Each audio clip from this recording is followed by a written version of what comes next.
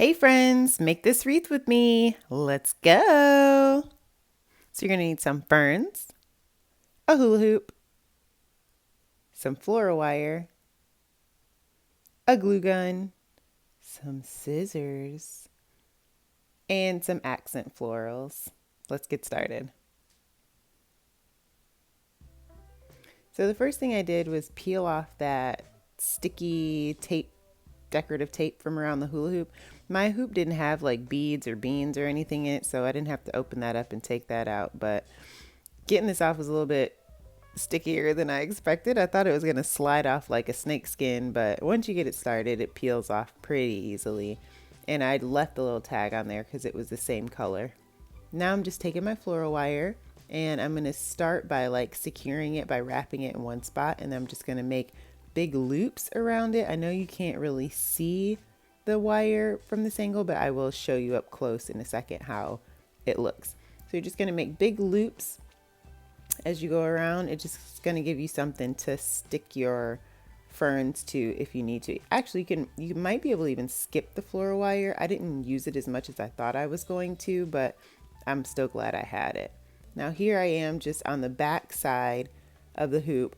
I'm tacking it on where it meets, where the wire meets the hoop. I'm just adding one little dot of hot glue so it won't slide around and stuff when I'm making the hoop, when I'm making the wreath. And up close you can kind of see that I have some loops there.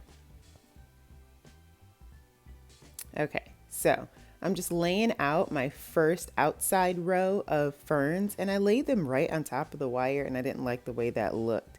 So if you like that look, then go ahead, but I decided to angle them out a little bit, which made me nervous because there's so much hoop showing, but it really works out in the end. This is going to make you have a huge wreath in the end. So I'm just taking one dot of glue and dotting the glue on the hoop, and then laying the fern on top of the hoop and just going all the way around like that. And yeah, I'm just keeping them at the same angle. And some of the ferns like curve different directions. If you lay them out in the direction you want them to go, you'll see that they fill in and it looks really beautiful. So here I am starting to lay out the pieces that will fill in the gaps. So you want to lay them out and cover up as much of the white hoop or whatever color hoop, as much of the hoop and the floral wire. You don't really have to cover the floral wire because you can bend it later, but you want to cover up as much of the hoop as possible. And I'm just tacking it down with another dot of glue. And this you can get a little bit more gluey with it. I kind of put like a strip of glue on top of each fern that they were laying on top of, so that way it was really secure, because you don't want it to start like if you have a window open and it's blowing, you don't want the ferns to just be like the top ferns to be flapping in the wind or anything. So here I'm starting to notice that I'm going with the grain of the ferns, and that means that every time I glue one down I have to disturb it to glue the next one. So I just decided to go backwards and go with the grain, go against the grain. And yeah, I hope you can't hear my son screaming in the background. He's playing with his dad and his brother downstairs. So yeah, so just go around and glue all those down and just kind of zhuzh it up and make sure you get things covered. And I'm going to keep going through and adding the smaller pieces to give it just a little bit more depth and to also cover up some of those spots. Now I had some of the stems sticking out, and I didn't really care because I knew I was going to go back through and trim it. If you're going to do this, just make sure you don't trim the actual leaves of the ferns, because then you'll get, oops, I forgot one.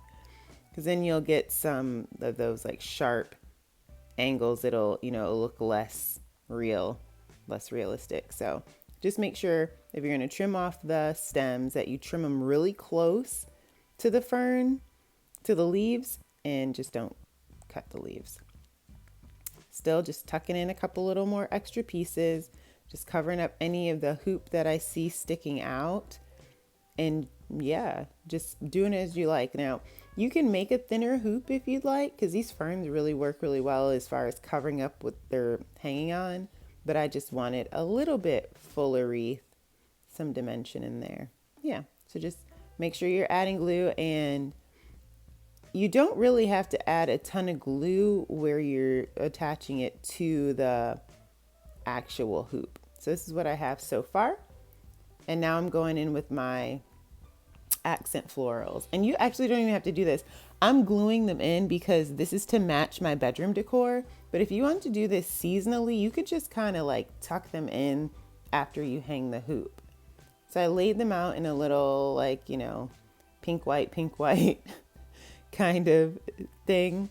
And I'm just going to stick them in so I can see where they're going to go. And I'm just going to go back around with my glue gun and just put a little dot on the stem. I actually ended up doing it on the stem and then sticking it in. I found that worked a lot better than actually dropping the glue into the wreath, because it's kind of permanent once you do that. Stick the glue in and then you may not want it in that exact spot once you look at it again. So it's really easy. And yeah, just go around. You see.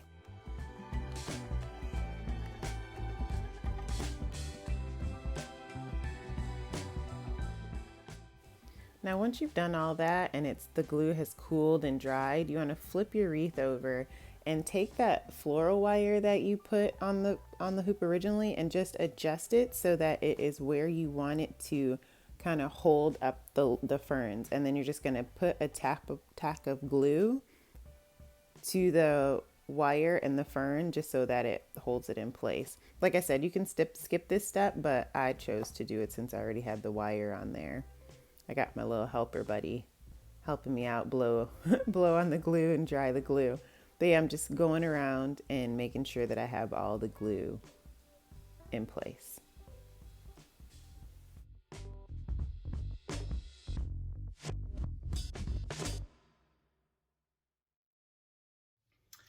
So this is how it turned out. I don't know if I can get this all in the camera. Son, could you scooch back so your feet aren't in the, thank you.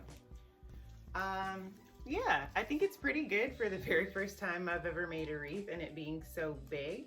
I will insert some pictures at the end of me hanging up on the wall.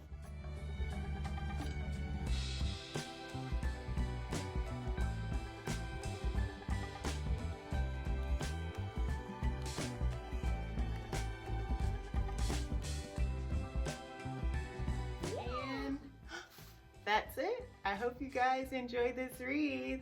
If you do make it, please tag me on Instagram so I can see it. Yay! Until next time, be blessed.